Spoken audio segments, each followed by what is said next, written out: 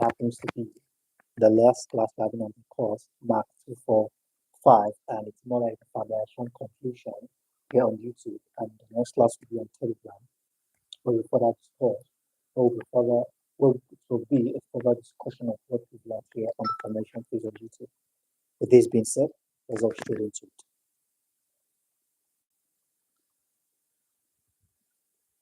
Okay, so we have Mark 2, 4, 6.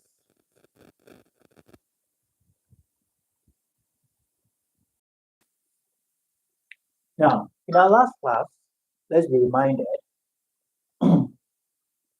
in our last class, we talked about certain teaching methods. Okay, we talked about certain teaching methods.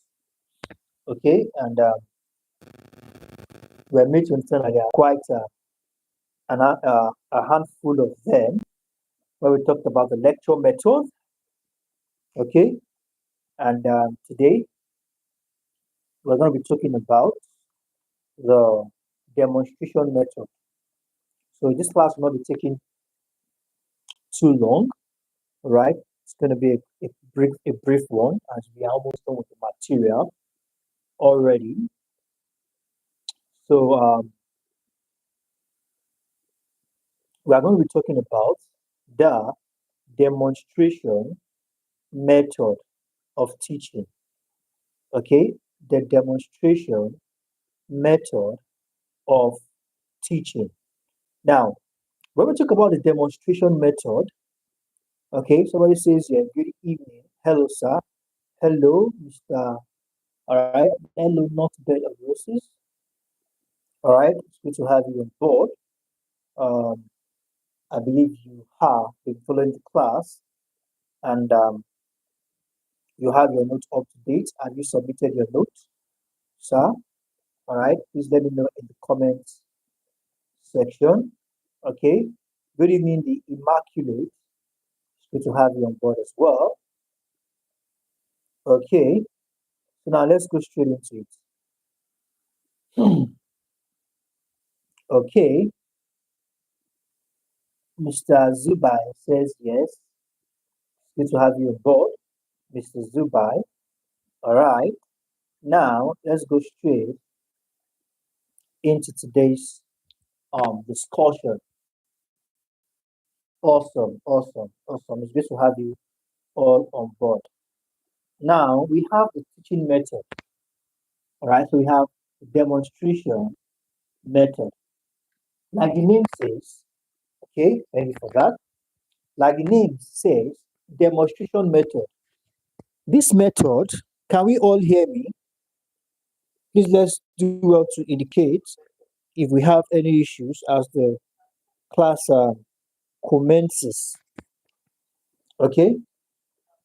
Now, when we talk about demonstration method, as the name implies, all right, as the name implies, is this kind of teaching method used, all right, in drilling of shorthand outlines, manipulations of various office equipment, all right, could be demonstrated by the teacher during the office practice lesson. Sometimes demonstration can be performed by students either, all right, individually or in groups. What are we talking about here? What we are simply referring to is that the demonstration method is this kind of method that requires a display or the manipulation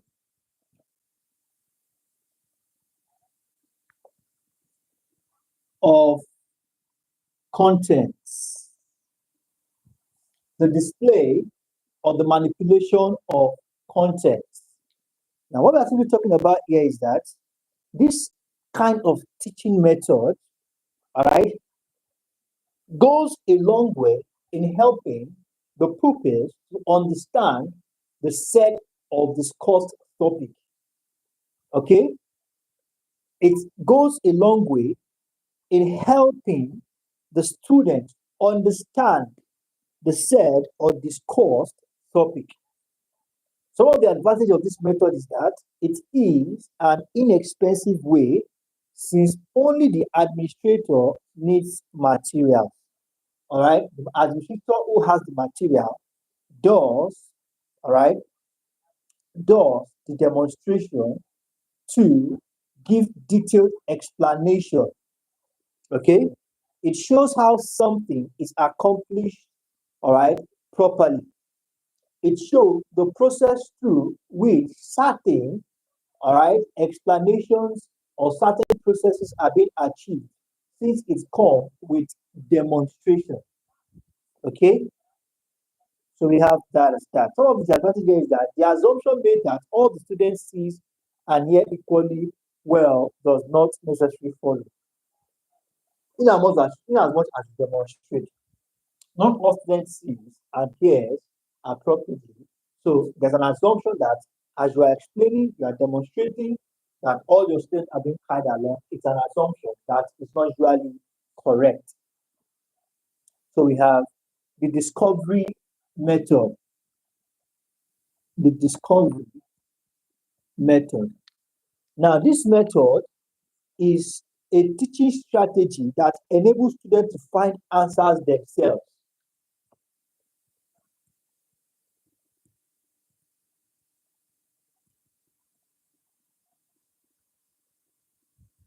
Answers themselves. Allow them to discover, all right, the answers, figure out what the answers are, figure out the answers, then, all right, themselves. Allowing students to figure out the answers themselves. Then we are talking about the discovery, all right, the discovery method. Okay, so we have that as that. So now it is a learner-centered approach. This discovery method is said to be what? A learner-centered approach. All right, it is said to be a learner-centered approach whereby focus and attention is turned on, all right, the learner. All right, so we have that as that. Now, it is of two types. Okay, it is of two types. Okay, Mr. All right, not okay. Let's just use Rose said this works for me. Yes, it works a lot. All right, it works a lot because it is student centric, it is student focused. All right, it's learner centered. So this approach is learner centered. Okay, so we have that as that. Now let's continue. Okay, so now we have it is of two ways, two types, notably the guided discovery and the unguided discovery. Two types, whereby we have guided discovery and we have unguided discovery. Okay, now when we use guided discovery, what are we talking about? When we say guided discovery, basically the teacher, all right, or the broadcaster or educational broadcaster guides the students to discover themselves the solution. All right, while the unguided, the teacher or the broadcast or the educational broadcaster does not guide in discovering solutions. So we have that as that. It has some advantages here. This method poses a challenge for students to discover information or knowledge. Therefore, it fosters retention. This some of the disadvantage here is that some of the disadvantages are discovery method is time consuming. All right, so the progress will be low. Okay, so we have that as that. So we've actually done a lot on the course, and we should be calling it a wrap for the course. All right, but just before then, we have the useful materials in library. All right, we have the library. Generally, when we talk about the library, we're talking about the repository where you have certain materials for research, all right, and the like. Okay, it is not just a collection of books. It is an highly organized system of obtaining, classifying, and storing, as well as retrieving information and knowledge.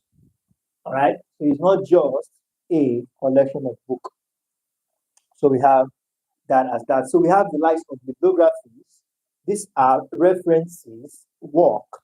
These are reference works, all right, which contain bibliographical information of people in various subjects. They are usually bibliographical information about inventors, writers, artists. I don't talk about bibliography, we're talking about information about a particular person. All right, so we have that as that. So I think we are good to call it wrap here for today. And just before then, we have some note taking methods. Okay, we have guidelines for note taking. There's need for concentration, there's need for consistency, all right, there's need to be brief and write clearly. So some of the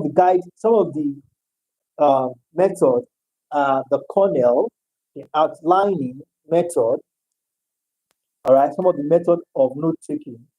We have the Cornell, okay, the Cornell method.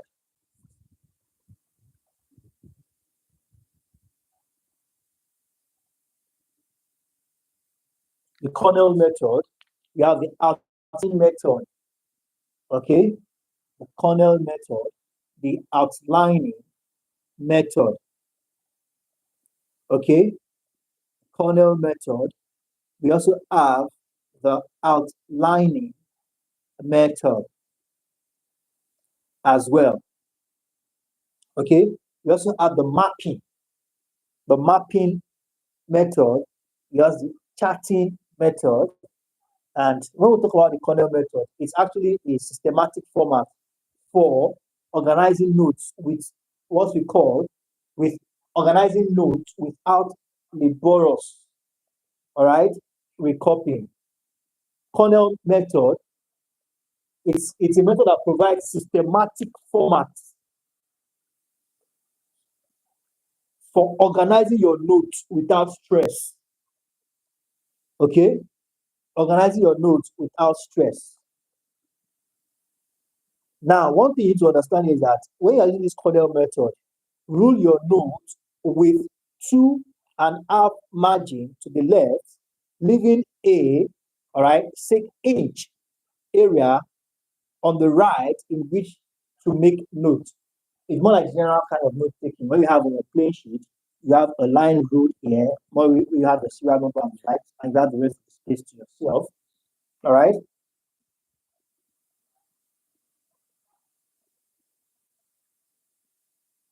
And you make use of abbreviations. So we have the mapping method. Here you use users. This method users their comprehension and concentration skills evolve in note taking, from which relates each fact or idea to each other. Now, in this kind of method, all right, it is said to be a graphical representation. Okay, this method is seen as a graphical representation. A graphical representation, a graphical representation of the content. So mapping Don't just earmark it. Bear in mind that it's a graphical representation of the context of the lecture. So we have, all right, that as that. So we're just going to call it wrap here for today. And please, let's work to keep our notes up to date. And the charting, all right. Now, we talked about the kernel already. The outline is more like the listing method. The mapping is a graphical representation, while the charting is more like use of signs and symbols to connect, all right, your abbreviated words together. All right. Awesome. Thank you for that. Immaculate. Thumbs up for you. Now we have that as I think I will call it up here for today into this class. So thank you very much, everyone. Please let's keep our notes up to date and submit them to the appropriate quarters. And the next time we're meeting on this course will be on Telegram. Do have a wonderful evening and bye for now.